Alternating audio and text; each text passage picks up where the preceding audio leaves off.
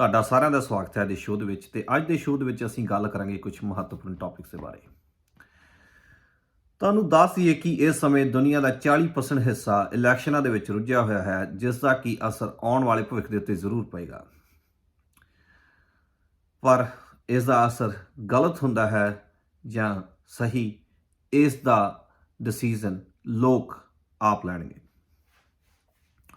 ਤੇ ਅੱਜ ਦੇ ਮਹੱਤਵਪੂਰਨ ਟੌਪਿਕਸ ਦੇ ਵਿੱਚੋਂ ਸਾਡਾ ਪਹਿਲਾ ਟੌਪਿਕ ਹੈ ਫਾਰਮਰਸ ਪ੍ਰੋਟੈਸਟ। ਦਰਅਸਲ ਤੁਹਾਨੂੰ ਦੱਸ ਦਈਏ ਕਿ ਇਸ ਸਮੇਂ ਯੂਰਪ ਅਤੇ ਇੰਡੀਆ ਦੇ ਫਾਰਮਰਸ ਸੜਕਾਂ ਦੇ ਉੱਤੇ ਉਤਰੇ ਹੋਏ ਹਨ ਅਤੇ ਕਾਫੀ ਜ਼ਿਆਦਾ ਵੱਡੇ ਪ੍ਰੋਟੈਸਟ ਹੋ ਰਹੇ ਹਨ ਇਹਨਾਂ ਦੀ ਗੌਰਮੈਂਟ ਦੇ ਖਿਲਾਫ ਅਤੇ ਗੌਰਮੈਂਟ ਦੇ ਵੱਲੋਂ ਲਿਆਂਦੀਆਂ ਗਈਆਂ ਪਾਲਿਸੀਆਂ ਦੇ ਵੱਲ। The latter rubber bullets and drones carrying tear gas. At first, the protesters used the blockades meant to stop them as protection. Envers l'État, envers un peu toute l'Europe et tous ces gens qui nous méprisent et qui méprisent l'agriculture et qui font que les agriculteurs s'en sortent plus.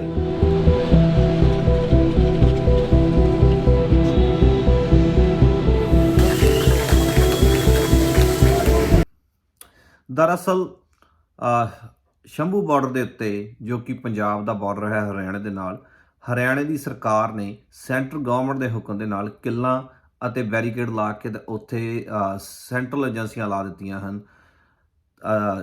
ਜਿਨ੍ਹਾਂ ਦਾ ਮਕਸਦ ਹੈ ਕਿ ਕਿਸਾਨਾਂ ਨੂੰ ਦਿੱਲੀ ਜਾਣ ਤੋਂ ਰੋਕਣਾ। ਦਰਅਸਲ ਕਿਸਾਨ ਦਿੱਲੀ ਜਾਣਾ ਚਾਹੁੰਦੇ ਹਨ ਅਤੇ ਜੰਤਰ ਮੰਤਰ 'ਤੇ ਧਰਨਾ ਦੇਣਾ ਚਾਹੁੰਦੇ ਹਨ, ਪਰ ਸਰਕਾਰ ਉਹਨਾਂ ਨੂੰ ਜਾਣ ਨਹੀਂ ਦੇਣਾ ਚਾਹੁੰਦੀ, ਕਿਉਂਕਿ ਸਰਕਾਰ ਨੇ 2020 ਦੇ ਵਿੱਚ ਪਹਿਲਾਂ ਇਸ ਸੇਮ ਤਰ੍ਹਾਂ ਦੇ ਪ੍ਰੋਟੈਸਟ ਨੂੰ ਦੇਖ ਲਿਆ ਹੈ, ਜੋ ਕਿ ਵੱਡਾ ਬਣ ਗਿਆ, ਕਿਉਂਕਿ ਪਹਿਲਾਂ ਸਰਕਾਰ ਵੱਲੋਂ ਪੁਖਤੇ ਪ੍ਰਬੰਧ ਨਹੀਂ ਕੀਤੇ ਗਏ ਸਨ ਕਿਸਾਨਾਂ ਨੂੰ ਰੋਕਣ ਦੇ ਲਈ, ਅਤੇ ਕਿਸਾਨ ਅੱਗੇ ਵੱਧ ਕੇ ਦਿੱਲੀ ਤੱਕ ਪਹੁੰਚ ਗਏ ਅਤੇ ਉਹਨਾਂ ਨੇ ਦਿੱਲੀ ਨੂੰ ਘੇਰਾ ਪਾ ਲਿਆ, ਜਿਸ ਤੋਂ ਬਾਅਦ ਮੋਦੀ ਜੀ ਨੂੰ ਝੁਕਣਾ ਪਿਆ ਤੇ 3 ਕਾਨੂੰਨ ਵਾਪਸ ਲੈਣੇ ਪਏ।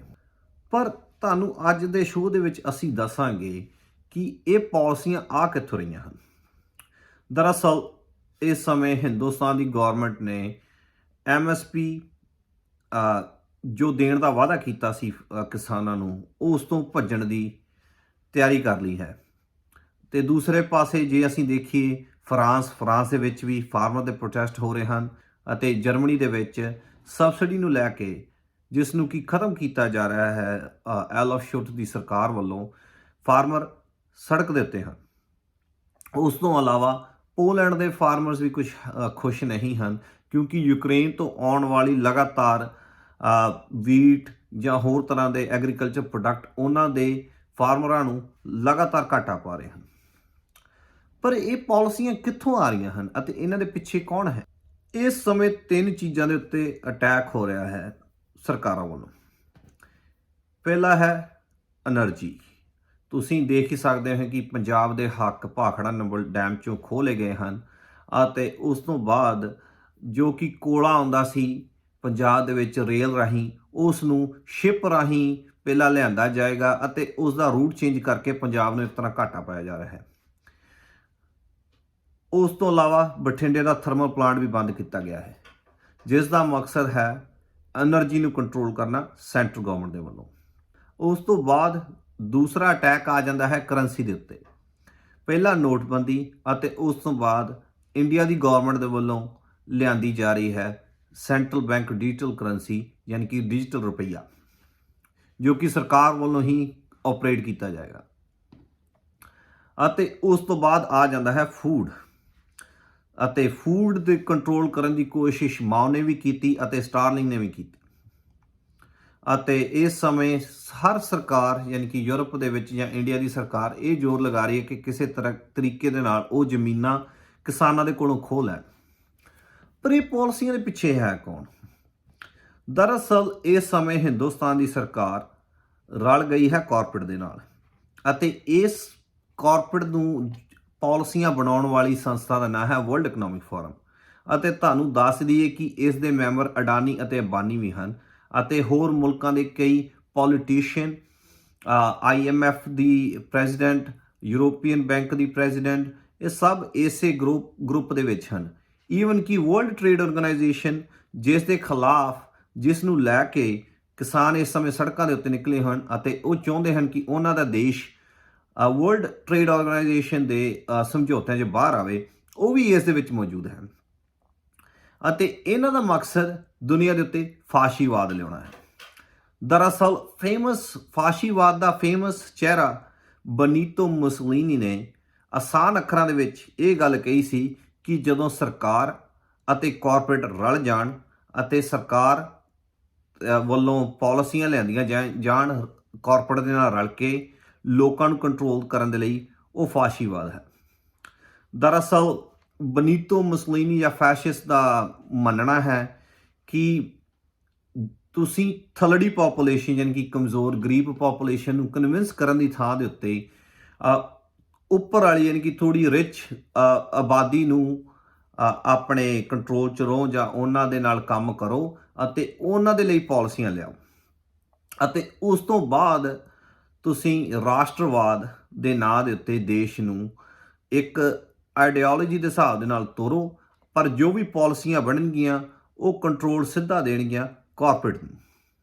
ਤੇ ਤੁਹਾਨੂੰ ਇਹ ਦੱਸ ਦਈਏ ਕਿ ਵਰਲਡ ਇਕਨੋਮਿਕ ਫੋਰਮ ਦੇ ਬੋਰਡ ਮੈਂਬਰ ਹਨ ਮੁਕੇਸ਼ ਅੰਬਾਨੀ, ਜਿਨ੍ਹਾਂ ਦੇ ਮੁੰਡੇ ਦਾ ਵਿਆਹ ਹੋਇਆ ਹੈ ਜਾਮਨਗਰ ਦੇ ਵਿੱਚ ਅਤੇ ਹਿੰਦੁਸਤਾਨ ਦੇ 에ਅਰਫੋਰਸ ਦੇ ਬੇਸ ਨੂੰ ਇੰਟਰਨੈਸ਼ਨਲ 에ਅਰਪੋਰਟ ਬਣਾ ਦਿੱਤਾ ਗਿਆ ਹੈ ਇੱਕ ਬਿਲੀਅਨਰ ਦੇ ਮੁੰਡੇ ਦੇ ਵਿਆਹ ਦੇ ਲਈ। ਇਸ ਤੋਂ ਪਹਿਲਾਂ ਇਹੋ ਜਿਹਾ ਹੀ ਕੰਮ ਸਾਊਥ ਅਫਰੀਕਾ ਦੇ ਵਿੱਚ ਹੋਇਆ, ਜਿੱਥੇ ਉਸ ਸਮੇਂ 2013 ਦੇ ਵਿੱਚ ਜੇਕਬ ਜ਼ੁਮਾ ਪ੍ਰੈਜ਼ੀਡੈਂਟ ਹੁੰਦੇ ਸਨ ਸਾਊਥ ਅਫਰੀਕਾ ਦੇ ਅਤੇ ਬਹੁਤ ਹੀ ਜ਼ਿਆਦਾ ਮਸ਼ਹੂਰ ਗੁਪਤਾ ਬ੍ਰਦਰਸ ਦਾ ਜਹਾਜ਼ ਉੱਥੇ ਵੀ 에ਅਰਫੋਰਸ ਦੇ ਬੇਸ ਦੇ ਉੱਤੇ ਹੀ ਉਤਰਿਆ 300 ਸਵਾਰੀਆਂ ਨੂੰ ਲੈ ਕੇ, ਜਿਸ ਤੋਂ ਬਾਅਦ ਕਾਫੀ ਹੰਗਾਮਾ ਵੀ ਹੋਇਆ ਸੀ। ਹੁਣ ਤੁਸੀਂ ਇਹ ਦੇਖ ਲਓ ਵੀ ਇਹ ਫਾਸ਼ੀਵਾਦ ਨਹੀਂ ਹੈ ਤਾਂ ਕੀ ਹੈ ਕਿ ਇੱਕ ਬਿਲੀਅਨਰ ਦੇ ਮੁੰਡੇ ਦੇ ਵਿਆਹ ਦੇ ਲਈ 에ਅਰਫੋਰਸ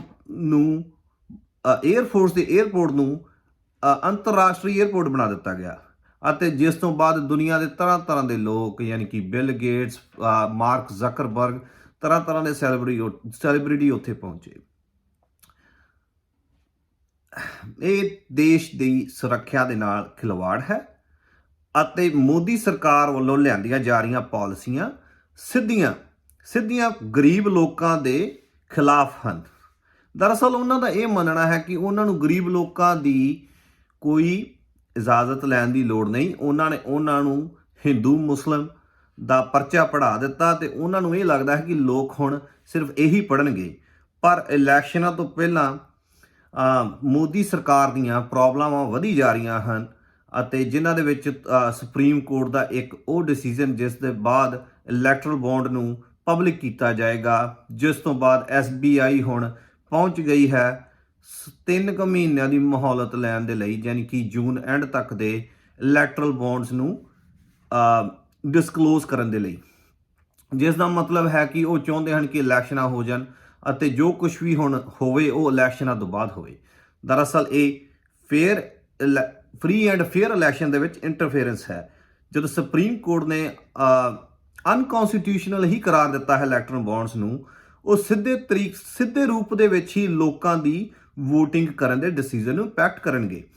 ਤੇ SBI ਸੁਪਰੀਮ ਕੋਰਟ ਨੂੰ ਚਾਹੀਦਾ ਹੈ ਕਿ SBI ਨੂੰ ਪੁਸ਼ ਕਰਕੇ ਜਲਦੀ ਤੋਂ ਜਲਦੀ ਉਹ ਇਲੈਕਟਰਲ ਬੌਂਡ ਦਾ ਜੋ ਵੀ ਰਿਕਾਰਡ ਹੈ ਇੰਟਰਨੈਟ ਦੇ ਉੱਤੇ ਚੜਾ ਕੇ ਸਾਰਵਜਨਿਕ ਕੀਤਾ ਜਾਵੇ, ਤਾਂ ਕਿ ਲੋਕਾਂ ਨੂੰ ਪਤਾ ਲੱਗੇ ਕਿ ਉਹਨਾਂ ਦੇ ਪੈਸੇ ਕਿੱਥੇ ਵਰਤੇ ਜਾ ਰਹੇ ਹਨ ਅਤੇ ਪੋਲੀਟੀਕਲ ਪਾਰਟੀਆਂ ਨੂੰ ਕਿਸ ਤਰ੍ਹਾਂ ਫੰਡ ਮਿਲ ਰਿਹਾ ਹੈ ਤੇ ਕੌਣ ਫੰਡ ਦੇ ਰਿਹਾ ਹੈ ਅਤੇ ਇਹਨਾਂ ਨੂੰ ਫੰਡ ਦੇ ਕੇ ਕਿਹਨਾਂ ਦੇ ਹੱਕ ਦੇ ਵਿੱਚ ਪਾਲਿਸੀਆਂ ਬਣੀਆਂ। ਦਰਅਸਲ ਇਹ ਤਾਂ ਕਲੀਅਰ ਹੀ ਹੈ ਕਿ ਇਹ ਪਾਲਿਸੀਆਂ ਕਾਰਪੋਰੇਟ ਦੇ ਹੱਕ ਦੇ ਵਿੱਚ ਬਣ ਰਹੀਆਂ ਹਨ ਅਤੇ ਆਉਣ ਵਾਲੇ ਕੁਝ ਸਮੇਂ ਦੇ ਵਿੱਚ ਇੰਡੀਆ ਦੇ ਵਿੱਚ ਇਲੈਕਸ਼ਨ ਵੀ ਹੈ ਅਤੇ ਇਹ ਇਲੈਕਸ਼ਨ ਮੋਦੀ ਜਾਂ ਮੋਦੀ ਦੇ ਖਿਲਾਫ ਹੋਏਗਾ। ਇਸ ਇਲੈਕਸ਼ਨ ਦੇ ਵਿੱਚ ਜਾਂ ਤਾਂ ਲੋਕ ਮੋਦੀ ਨੂੰ ਵੋਟ ਪਾਉਣਗੇ ਜਾਂ ਮੋਦੀ ਦੇ ਖਿਲਾਫ ਵੋਟ ਪਾਉਣਗੇ। ਪਰ ਇਸ ਸਮੇਂ ਤੁਸੀਂ ਦੇਖ ਸਕਦੇ ਹੋ ਕਿ ਆਪੋਜੀਸ਼ਨ ਯਾਨੀ ਕਿ ਇੰਡੀਆ ਗਠਬੰਧਨ ਇਹਨਾਂ ਨੇ ਆਪਣੀ ਰਣਨੀਤੀ ਬਣਾਉਣੀ ਸ਼ੁਰੂ ਕਰ ਦਿੱਤੀ ਹੈ। ਇਹਨਾਂ ਦਾ ਅਲਾਈਅੰਸ ਵੀ ਬਣ ਗਿਆ ਹੈ ਤੇ ਸੀਟ ਸ਼ੇਅਰਿੰਗ 'ਚ ਵੀ ਕੋਈ ਪ੍ਰੋਬਲਮ ਨਹੀਂ ਆ ਰਹੀ। ਹਾਲਾਂਕਿ NDA ਜੋ ਕਿ BJP ਦਾ ਗਰੁੱਪ ਹੈ, ਉਹਨਾਂ ਨੂੰ ਇਸ ਸਮੇਂ UP ਅਤੇ ਮਹਾਰਾਸ਼ਟਰ ਵਰਗੇ ਅਤੇ ਬਿਹਾਰ ਵਰਗੇ ਰਾਜਾਂ ਦੇ ਵਿੱਚ ਸੀਟ ਸ਼ੇਅਰਿੰਗ ਨੂੰ ਲੈ ਕੇ ਪ੍ਰੋਬਲਮ ਆ ਰਹੀ ਹੈ। ਹੁਣ ਗੱਲ ਕਰਦੇ ਹਾਂ ਅੱਜ ਦੇ ਸਾਡੇ ਦੂਜੇ ਟੌਪਿਕ ਯਾਨੀ ਕਿ ਜਸਟਿਨ ਟਰੂਡੋ ਵੱਲੋਂ ਲਿਆਂਦੇ ਜਾ ਰਹੇ ਨਵੇਂ ਬਿੱਲ C63। ਦਰਅਸਲ ਇਹ ਬਿੱਲ ਜਸਟਿਨ ਟਰੂਡੋ ਦਾ ਕਹਿਣਾ ਹੈ ਕਿ ਹੇਟ ਕ੍ਰਾਈਮ ਨੂੰ ਰੋਕਣ ਦੇ ਲਈ ਬਣਿਆ ਹੈ ਤੇ ਚਾਈਲਡ ਪੋਰਨੋਗ੍ਰਾਫੀ ਦੇ ਉੱਤੇ ਇਸ ਦਾ ਮੇਨ ਫੋਕਸ ਰਹੇਗਾ। ਪਰ ਇੱਕ ਵਾਰੀ ਲਾਅ ਬਦਲਣ ਤੋਂ ਬਾਅਦ ਉਸ ਨੂੰ ਆਮ ਲੋਕਾਂ ਤੱਕ ਵੀ ਵਧਾਇਆ ਜਾ ਸਕਦਾ ਹੈ, ਜਿਸ ਨੂੰ ਕਿ ਤੁਸੀਂ ਸਮਝ ਹੀ ਸਕਦੇ ਹੋ ਕਿ ਇੱਕ ਵਾਰੀ ਸਰਕਾਰ ਨੇ ਬਿੱਲ ਬਣਾ ਦਿੱਤਾ, ਉਸ ਤੋਂ ਬਾਅਦ ਇਹਨਾਂ ਨੂੰ ਸਿਰਫ ਅਮੈਂਡਮੈਂਟ ਕਰਨ ਦੀ ਲੋੜ ਹੈ, ਜੋ ਕਿ ਕੋਈ ਬਹੁਤ ਔਖਾ ਕੰਮ ਨਹੀਂ, ਅਤੇ ਇਸ ਬਿੱਲ ਨੂੰ ਵਧਾ ਦਿੱਤਾ ਜਾਏਗਾ। ਦਰਅਸਲ ਇਸ ਬਿੱਲ ਦੇ ਵਿੱਚ ਇਹ ਹੈ ਕਿ ਕੋਈ ਆਨਲਾਈਨ ਹੇਟ ਕ੍ਰਾਈਮ ਯਾਨੀ ਕਿ ਕੋਈ ਕਮੈਂਟ ਜਾਂ ਕੋਈ ਵੀਡੀਓ ਜਾਂ ਕੁਝ ਵੀ ਬਣਾਉਂਦਾ ਹੈ ਅਤੇ ਕੋਈ ਵੀ ਉਸ ਦੀ ਅਨੋਨਿਮਸਲੀ ਸ਼ਿਕਾਇਤ ਕਰ ਸਕਦਾ ਹੈ, ਜਿਸ ਤੋਂ ਬਾਅਦ ਕਿ ਉਸ ਦੀ ਇਨਵੈਸਟੀਗੇਸ਼ਨ ਹੋਏਗੀ। ਦਰਅਸਲ ਟਰੂਡੋ ਸਰਕਾਰ ਵੱਲੋਂ 3 ਟ੍ਰਿਬਿਊਨਲ ਬਣਾਏ ਜਾ ਰਹੇ ਹਨ ਅਤੇ ਜੋ ਵੀ ਕੰਪਲੇਂਟ ਕਰੇਗਾ ਇਹ ਟ੍ਰਿਬਿਊਨਲ ਉਹਨਾਂ ਨੂੰ ਓਵਰਵਾਚ ਕਰਨਗੇ ਅਤੇ ਇਸ ਦੇ ਵਿੱਚ ਕੋਰਟ ਦਾ ਕੋਈ ਦਖਲ ਨਹੀਂ ਹੋਏਗਾ। ਅਤੇ ਟਰੂਡੋ ਸਰਕਾਰ ਦਾ ਇਹ ਕਹਿਣਾ ਹੈ ਕਿ ਇਹ ਆਨਲਾਈਨ ਹੇਟ ਸਪੀਚ ਨੂੰ ਰੋਕੇਗਾ। ਦਰਅਸਲ ਜਦੋਂ ਤੁਸੀਂ ਕੁਝ ਵੀ ਆਪਣਾ ਕੰਟੈਂਟ ਪਾਉਂਦੇ ਹੋ ਇੰਟਰਨੈਟ ਦੇ ਉੱਤੇ, ਇਹ ਤੁਹਾਡੀ ਫ੍ਰੀ ਸਪੀਚ ਦਾ ਇੱਕ ਹਿੱਸਾ ਹੈ।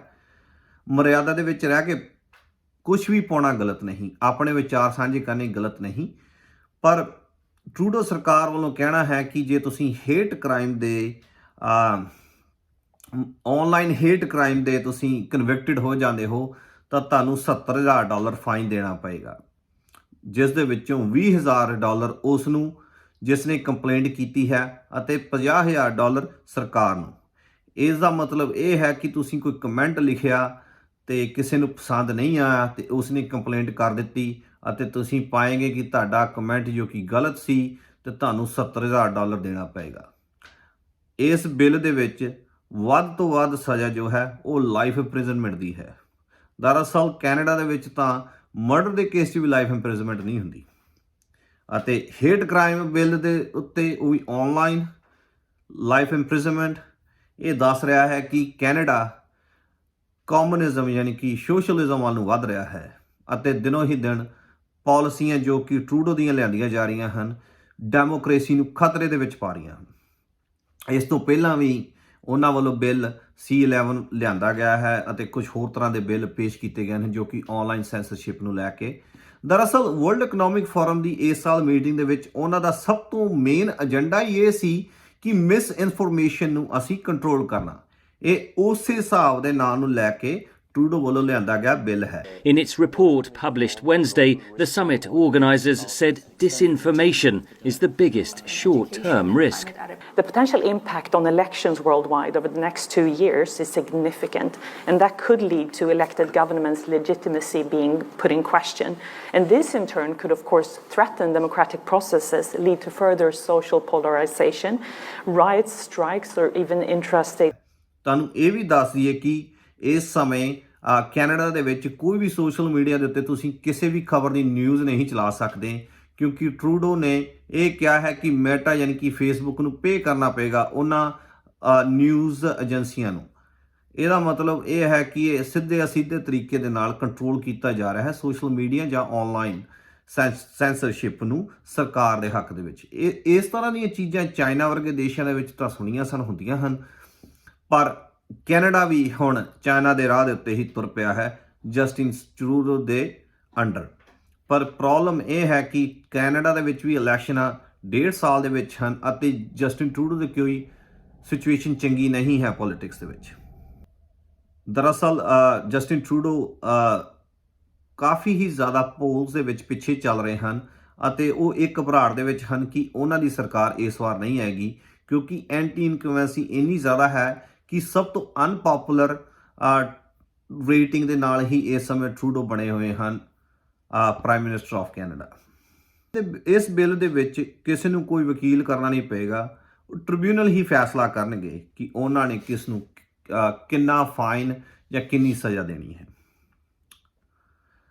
ਤੇ ਇਸ ਬਿੱਲ ਦੇ ਵਿੱਚ ਇਹ ਵੀ ਮੱਦ ਪਾਈ ਗਈ ਹੈ ਕਿ ਜੇ ਸੋਸ਼ਲ ਮੀਡੀਆ ਕੰਪਨੀਆਂ ਦੇ ਉੱਤੇ ਕੋਈ ਵੀ ਕੇਸ ਦਰਜ ਹੁੰਦਾ ਹੈ ਹੇਟ ਕ੍ਰਾਈਮ ਦਾ ਜਾਂ ਇਸੇ ਬਿੱਲ ਨੂੰ ਲੈ ਕੇ C63 ਨੂੰ ਲੈ ਕੇ, ਤਾਂ ਉਹਨਾਂ ਨੂੰ ਆਪਣੀ 8% ਵੈਲਥ ਦੁਨੀਆ ਦੀ, ਯਾਨੀ ਕਿ ਜਿੰਨਾ ਵੀ ਉਹ ਦੁਨੀਆ ਦੇ ਵਿੱਚ ਕੰਮ ਕਰਕੇ ਕਮਾ ਰਹੇ ਹਨ ਜਾਂ ਉਹਨਾਂ ਦੀ ਇਨਕਮ ਹੈ ਉਹਦਾ 8%। ਜੇ ਉਹ ਸਾਰੀ ਦੁਨੀਆ ਵਿੱਚ 100 ਕਰੋੜ ਕਮਾ ਰਹੇ ਹਨ ਤਾਂ ਉਹਨਾਂ ਨੂੰ 8 ਕਰੋੜ ਰੁਪਈਆ ਬਿੱਲ C63 ਦੇ ਤਹਿਤ ਜੇ ਗਿਲਟੀ ਪਾਏ ਜਾਂਦੇ ਹਨ ਤਾਂ ਦੇਣਾ ਪਏਗਾ ਸਰਕਾਰ ਨੂੰ। ਦਰਅਸਲ ਇਹ ਤਰੀਕਾ ਹੈ ਟਰੂਡੋ ਗਵਰਨਮੈਂਟ ਦਾ ਕਿ ਕੋਈ ਵੀ ਕਮੈਂਟ ਕਰੇ, ਕੋਈ ਵੀ ਉਹਨੂੰ ਰਿਪੋਰਟ ਕਰੇ ਤੇ ਹਰੇਕ ਹੀ ਬੰਦਾ ਆਪਸ ਦੇ ਵਿੱਚ ਹੀ ਲੜੀ ਜਾਣ ਅਤੇ ਉਹਨਾਂ ਨੂੰ ਲੋੜ ਹੀ ਨਾ ਪਵੇ ਸੈਂਸਰਸ਼ਿਪ ਕਰਨ ਦੀ, ਤੇ ਲੋਕੀ ਇੱਕ ਦੂਜੇ ਨੂੰ ਆਪ ਹੀ ਰਿਪੋਰਟ ਕਰੀ ਜਾਣ ਅਤੇ ਉਸ ਤੋਂ ਬਾਅਦ ਤਾਂ ਲੋਕਾਂ ਦੇ ਕੋਲੋਂ ਵੱਡੇ ਤੋਂ ਵੱਡੇ ਫਾਈਨ ਲਾਏ ਜਾਣਗੇ ਅਤੇ ਲੋਕਾਂ ਨੂੰ ਓਪਰੈਸ ਕੀਤਾ ਜਾਏਗਾ। ਦਰਅਸਲ ਇਹ ਫ੍ਰੀ ਸਪੀਚ ਦੇ ਉੱਤੇ ਇੱਕ ਅਟੈਕ ਹੈ ਅਤੇ ਇਸ ਬਿੱਲ ਨੂੰ ਕਿਸੇ ਵੀ ਹਾਲਤ ਵਿੱਚ ਪਾਸ ਨਹੀਂ ਹੋਣ ਦੇਣਾ ਚਾਹੀਦਾ, ਪਰ NDP ਦੇ ਲੀਡਰ ਜਿਨ੍ਹਾਂ ਦੀ ਮਦਦ ਦੇ ਨਾਲ ਚੱਲ ਰਹੀ ਟਰੂਡੋ ਸਰਕਾਰ ਨੂੰ ਫੁੱਲ ਸਮਰਥਨ ਦੇ ਦਿੱਤਾ ਹੈ ਅਤੇ ਉਸ ਦੇ ਲੀਡਰ ਹਨ ਜਗਮੀਤ ਸਿੰਘ। ਦਰਅਸਲ ਇੱਕ ਸਾਬਤ ਸੂਰਤ ਸਿੱਖ ਦੇ ਚਿਹਰੇ ਦੇ ਵਿੱਚ ਮੌਜੂਦ ਜਗਮੀਤ ਸਿੰਘ ਆਪਣੇ ਹੀ ਲੋਕਾਂ ਦੇ ਨਾਲ ਵਿਸ਼ਵਾਸਘਾਤ ਕਰ ਰਹੇ ਹਨ ਅਤੇ ਇੱਦਾਂ ਦੀਆਂ ਪਾਲਿਸੀਆਂ ਲੈ ਰਹੇ ਹਨ ਜਿਸ ਦਾ ਨੁਕਸਾਨ ਸਿੱਧਾ ਹੀ ਆਮ ਕੈਨੇਡਾ ਦੇ ਵਸਨੀਕਾਂ ਨੂੰ ਹੋ ਰਿਹਾ ਹੈ। ਦਰਅਸਲ ਇਹਨਾਂ ਦੇ ਵੱਲੋਂ ਪਿੱਛੇ ਜੇ ਕੋਸ਼ਿਸ਼ ਕੀਤੀ ਗਈ ਕਿ ਗਰੋਸਰੀ ਕੰਪਨੀ ਸਟੋਰਾਂ ਦੇ ਉੱਤੇ ਟੈਕਸ ਵਧਾ ਦਿੱਤਾ ਜਾਏ, ਪਰ ਹੁਣ ਤੁਸੀਂ ਆਪ ਸੋਚੋ ਕਿ ਤੁਸੀਂ ਕਿਸੇ ਵੱਡੀ ਕੰਪਨੀ ਦੇ ਉੱਤੇ ਟੈਕਸ ਵਧਾਉਣ ਦੀ ਕੋਸ਼ਿਸ਼ ਕਰ ਰਹੇ ਹੋ, ਉਹ ਕਾਸਟ ਕਿਹਨੂੰ ਪਾਸ ਕਰੇਗਾ? ਉਹ ਕਾਸਟ ਕੰਜ਼ਿਊਮਰ ਨੂੰ ਹੀ ਪਾਸ ਕਰੇਗਾ। ਜੇ ਤੁਸੀਂ ਉਹਦੀ ਮੀਟ ਦੇ ਉੱਤੇ ਜਾਂ ਤੁਸੀਂ ਸਬਜ਼ੀਆਂ ਦੇ ਉੱਤੇ ਟੈਕਸ ਵਧਾ ਦਿੰਦੇ ਹਨ ਗਰੋਸਰੀ ਸਟੋਰਾਂ ਨੂੰ ਕਿ ਉਹਨਾਂ ਨੂੰ ਮੁਨਾਫਾ ਜ਼ਿਆਦਾ ਹੋ ਰਿਹਾ ਹੈ, ਦਰਅਸਲ ਉਹ ਕੰਜ਼ਿਊਮਰ ਦਾ ਹੀ ਰੇਟ ਵਧਾਉਣਗੇ। ਪਰ ਜਗਮੀਤ ਸਿੰਘ ਨੇ ਸਹੁੰ ਖਾ ਲਈ ਹੈ ਕਿ ਉਸਨੇ ਸਿੱਖੀ ਦਾ ਭੇਸ ਵਰਤ ਕੇ ਸਿਰਫ ਲੋਕਾਂ ਨੂੰ ਝੂਠ ਅਤੇ ਬੇਵਕੂਫੀ ਬਣਾਉਣਾ ਹੈ। ਦਰਅਸਲ ਅੱਜ ਕੱਲ੍ਹ ਰਾਜਨੀਤੀ ਦਾ ਮਤਲਬ ਹੀ ਝੂਠ, ਦਗਾ ਅਤੇ ਫਰੇਬ ਹੋ ਗਿਆ ਹੈ ਅਤੇ ਤੁਸੀਂ ਅਮਰੀਕਾ ਦਾ ਹਾਲ ਦੇਖ ਲਓ, ਜਿੱਥੇ ਜੋ ਬਾਈਡਨ ਨੂੰ ਮੈਂਟਲੀ ਅਨਸਟੇਬਲ ਕਹਿ ਦਿੱਤਾ ਗਿਆ, ਜਿੱਥੇ ਟਰੂਡੋ ਜਿਸ ਦੀ ਕੀ ਪੋਪੂਲੈਰਿਟੀ ਬਹੁਤ ਹੀ ਜ਼ਿਆਦਾ ਘੱਟ ਹੈ, ਆਪਣੀ ਪਾਰਟੀ ਦੇ ਵਿੱਚ ਵੀ ਘੱਟ ਹੈ। ਉਸ ਤੋਂ ਬਾਅਦ ਤੁਸੀਂ ਇਹ ਯੂਰਪ ਦੇ ਵਿੱਚ ਦੇਖੋ ਤਾਂ ਔਲਾਫ ਸ਼ੋਲਜ਼ ਇਸ ਸਮੇਂ ਜਰਮਨ ਦੇ ਵਿੱਚ ਪ੍ਰੋਟੈਸਟ ਦਾ ਸਾਹਮਣਾ ਕਰ ਰਹੇ ਹਨ ਕਿਸਾਨਾਂ ਦੁਆਰਾ। ਉਸ ਤੋਂ ਇਲਾਵਾ ਫਰਾਂਸ ਇਸ ਸਮੇਂ ਸਿਵਲ ਵਾਰ ਦੀ ਵਰਜ ਦੇ ਉੱਤੇ ਹੈ ਕਿਉਂਕਿ ਉੱਥੇ ਨੋ ਗੋ ਜ਼ੋਨ ਬਣਾ ਦਿੱਤੇ ਗਏ ਹਨ ਅਤੇ ਉਹ ਕਿਸੇ ਵੀ ਸਮੇਂ ਸਿਵਲ ਵਾਰ ਦਾ ਸ਼ਿਕਾਰ ਹੋ ਸਕਦਾ ਹੈ। ਇਹ ਕਿਓਸ ਜਾਣ ਕੇ ਫੈਲਾਇਆ ਜਾ ਰਿਹਾ ਹੈ। ਹੁਣ ਗੱਲ ਕਰਦੇ ਹਾਂ ਅੱਜ ਦੇ ਸਾਡੇ ਤੀਜੇ ਟੌਪਿਕ ਦੀ ਅਤੇ ਤੀਜਾ ਟੌਪਿਕ ਹੈ ਟਰੰਪ ਨੂੰ ਮਿਲੀ ਇੱਕ ਵੱਡੀ ਜਿੱਤ। ਦਰਅਸਲ ਕੋਲੋਰਾਡੋ ਇੱਕ ਸਟੇਟ ਹੈ ਅਮਰੀਕਾ ਦੀ ਅਤੇ ਉਸ ਵੱਲੋਂ ਜਨਵਰੀ 6 ਇੰਸਰੈਕਸ਼ਨ ਨੂੰ ਲੈ ਕੇ ਡੋਨਲਡ ਟਰੰਪ ਨੂੰ ਬੈਲਟ ਤੋਂ ਲਾ ਦਿੱਤਾ ਗਿਆ ਅਤੇ ਇਹ ਕਿਹਾ ਗਿਆ ਕਿ ਉਹ ਕੋਲੋਰਾਡੋ ਦੇ ਵਿੱਚ ਪ੍ਰੈਜ਼ੀਡੈਂਟ ਦੀ ਰੇਸ ਵਿੱਚ ਹਿੱਸਾ ਨਹੀਂ ਲੈ ਸਕਦੇ। ਪਰ ਸੁਪਰੀਮ ਕੋਰਟ ਆਫ ਅਮਰੀਕਾ ਨੇ 9-0 ਦੀ ਰੂਲਿੰਗ ਦੇ ਨਾਲ, ਯਾਨੀ ਕਿ ਸਾਰੇ ਮੈਜੋਰਟੀ ਫੈਸਲਾ ਯਾਨੀ ਕਿ 9-0 ਇੱਕ ਤਗੜਾ ਜਵਾਬ ਦਿੱਤਾ ਹੈ ਕੋਲੋਰਾਡੋ ਨੂੰ ਅਤੇ ਇਹ ਕਿਹਾ ਗਿਆ ਹੈ ਕਿ ਸਟੇਟ ਦੇ ਕੋਲ ਕੋਈ ਅਧਿਕਾਰ ਨਹੀਂ ਪ੍ਰੈਜ਼ੀਡੈਂਸ਼ੀਅਲ ਰੇਸ ਦੇ ਵਿੱਚ ਅੱਗੇ ਜਾ ਰਹੇ ਜਾਂ ਪ੍ਰੈਜ਼ੀਡੈਂਟ ਦੀ ਰੇਸ ਦੇ ਵਿੱਚ ਕਿਸੇ ਵੀ ਨੋਮੀਨੀ ਨੂੰ ਬੈਲਟ ਤੋਂ ਹਟਾਉਣ ਦੇ ਲਈ। ਦਰਅਸਲ ਇਹ ਫ੍ਰੀ ਐਂਡ ਫੇਅਰ ਇਲੈਕਸ਼ਨ ਦੇ ਵਿੱਚ ਸਿੱਧੀ ਇੰਟਰਫੇਰੈਂਸ ਹੈ। ਕੋਈ ਵੀ ਸਟੇਟ ਆਪਣੀ ਮਰਜ਼ੀ ਦੇ ਨਾਲ ਕਿਸੇ ਵੀ ਪ੍ਰੈਜ਼ੀਡੈਂਸ਼ੀਅਲ ਕੈਂਡੀਡੇਟ ਨੂੰ ਨਹੀਂ ਕੱਢ ਸਕਦੀ ਬੈਲਟ ਤੋਂ ਅਤੇ ਇਸ ਡਿਸੀਜਨ ਦੇ ਉੱਤੇ ਸੁਪਰੀਮ ਕੋਰਟ ਨੇ 9-0 ਦੇ ਨਾਲ ਮੋਹਰ ਲਗਾ ਦਿੱਤੀ ਹੈ ਅਤੇ ਟਰੰਪ ਨੂੰ ਫਿਰ ਬੈਲਟ ਦੇ ਉੱਤੇ ਪਾ ਦਿੱਤਾ ਹੈ। ਦਰਅਸਲ ਇਸ ਤੋਂ ਪਹਿਲਾਂ ਇੱਕ ਕੇਸ ਦੇ ਵਿੱਚ ਇੱਕ ਨਿਊਯਾਰਕ ਦੇ ਜੱਜ ਨੇ ਡੋਨਲਡ ਟਰੰਪ ਨੂੰ ਇੱਕ ਸਿਵਲ ਕੇਸ ਦੇ ਵਿੱਚ $355 ਮਿਲੀਅਨ ਦਾ ਫਾਈਨ ਦਿੱਤਾ। ਦਰਅਸਲ ਡੋਨਲਡ ਟਰੰਪ ਵੱਲੋਂ ਲੋਨ ਲਿਆ ਗਿਆ ਸੀ ਡੋਚੀਆ ਬੈਂਕ, ਜੋ ਕਿ ਇੱਕ ਜਰਮਨੀ ਦਾ ਬੈਂਕ ਹੈ ਅਤੇ ਡੋਚੀਆ ਬੈਂਕ ਵੱਲੋਂ ਹੀ ਅਸੈਸਮੈਂਟ ਕਰਾਈ ਗਈ ਅਤੇ ਜਿਸ ਤੋਂ ਬਾਅਦ ਬਿਲਡਿੰਗ ਦਾ ਐਸਟੀਮੇਟ ਰੇਟ $300 ਮਿਲੀਅਨ ਮਿੱਥਿਆ ਗਿਆ ਅਤੇ ਉਸ ਤੋਂ ਬਾਅਦ ਡੋਚੀਆ ਬੈਂਕ ਵੱਲੋਂ $150 ਮਿਲੀਅਨ ਡੋਨਲਡ ਟਰੰਪ ਨੂੰ ਲੋਨ ਦੇ ਤਹਿਤ ਦੇ ਦਿੱਤਾ ਗਿਆ, ਜਿਸ ਨੂੰ ਕਿ ਡੋਨਲਡ ਟਰੰਪ ਨੇ ਟਾਈਮ ਸਿਰ ਅਤੇ ਸਾਰੀਆਂ ਸ਼ਰਤਾਂ ਪੂਰੀਆਂ ਕਰਕੇ ਵਾਪਸ ਕਰ ਦਿੱਤਾ। ਪਰ ਸਰਕਾਰ ਨੇ ਕਿਸੇ ਤਰੀਕੇ ਦੇ ਨਾਲ ਇਹ ਸ਼ੋਅ ਕੀਤਾ ਕਿ ਉਹਨਾਂ ਨੂੰ ਨੁਕਸਾਨ ਹੋਇਆ ਹੈ ਅਤੇ ਇਹ ਇੱਕ ਸਿਵਲ ਫਰਾਡ ਦਾ ਕੇਸ ਹੈ। ਦਰਅਸਲ ਕੋਰਟ ਦੇ ਵਿੱਚ ਵੀ ਡੌਚੀਆ ਬੈਂਕ ਦੇ ਵੱਲੋਂ ਗਵਾਹੀ ਦਿੱਤੀ ਗਈ ਡੋਨਲਡ ਟਰੰਪ ਦੇ ਹੱਕ ਦੇ ਵਿੱਚ ਅਤੇ ਇਹ ਕਿਹਾ ਗਿਆ ਕਿ ਉਹ ਫਿਰ ਬਿਜ਼ਨਸ ਕਰਨ ਦੇ ਲਈ ਤਿਆਰ ਹਨ ਡੋਨਲਡ ਟਰੰਪ ਦੇ ਨਾਲ। ਪਰ ਨਿਊਯਾਰਕ ਦੇ ਜੱਜ ਆਰਥਰ ਐਂਗਰੌਨ ਵੱਲੋਂ $355 ਮਿਲੀਅਨ ਦਾ ਫਾਈਨ ਟਰੰਪ ਨੂੰ ਲਾ ਦਿੱਤਾ ਗਿਆ, ਜਿਸ ਨੂੰ ਕਿ ਟਰੰਪ ਅਪੀਲ ਕਰ ਸਕਦੇ ਹਨ, ਪਰ ਅਪੀਲ ਕਰਨ ਦੇ ਲਈ ਪੂਰਾ ਇੱਕ ਪ੍ਰੋਸੈਸ ਹੈ। ਪਰ ਉਹਨਾਂ ਨੂੰ $355 ਮਿਲੀਅਨ, ਜੋ ਕਿ ਇੱਕ ਬਹੁਤ ਹੀ ਜ਼ਿਆਦਾ ਔਖਾ ਕੰਮ ਹੈ, ਜਮ੍ਹਾਂ ਕਰਵਾਉਣੇ ਪੈਣਗੇ।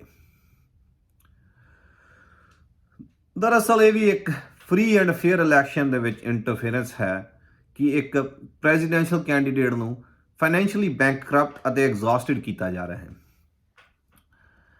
ਤੁਹਾਨੂੰ ਇਹ ਦੱਸੀਏ ਕਿ ਇਹ $355 ਮਿਲੀਅਨ ਦੇ ਇਸ ਡਿਸੀਜਨ ਤੋਂ ਬਾਅਦ, ਜੋ ਕਿ ਡੋਨਲਡ ਟਰੰਪ ਦੇ ਖਿਲਾਫ ਗਿਆ, ਟਰੱਕਰਾਂ ਨੇ 1 ਤਰੀਕ ਤੋਂ ਨਿਊਯਾਰਕ ਦੇ ਲੋਡ ਲੈਣੇ ਬੰਦ ਕਰ ਦਿੱਤੇ ਹਨ ਅਤੇ ਕੁਝ ਬਿਜ਼ਨਸ ਪਰਸਨੈਲਿਟੀ ਦੁਆਰਾ ਕੰਡੈਮ ਵੀ ਕੀਤਾ ਗਿਆ ਨਿਊਯਾਰਕ ਨੂੰ, ਅਤੇ ਉਹਨਾਂ ਵੱਲੋਂ ਇਹ ਕਿਹਾ ਗਿਆ ਕਿ ਨਿਊਯਾਰਕ ਇੱਕ ਵਧੀਆ ਸਟੇਟ ਨਹੀਂ ਹੈ ਇਨਵੈਸਟਮੈਂਟ ਕਰਨ ਦੇ ਲਈ ਇਸ ਡਿਸੀਜਨ ਤੋਂ ਬਾਅਦ। ਦੋਸਤੋ, ਅੱਜ ਦੇ ਸ਼ੋਅ ਦੇ ਵਿੱਚ ਇੰਨਾ ਹੀ। ਦੇਖਦੇ ਰਹੋ ਸਾਡਾ ਸ਼ੋਅ। ਧੰਨਵਾਦ।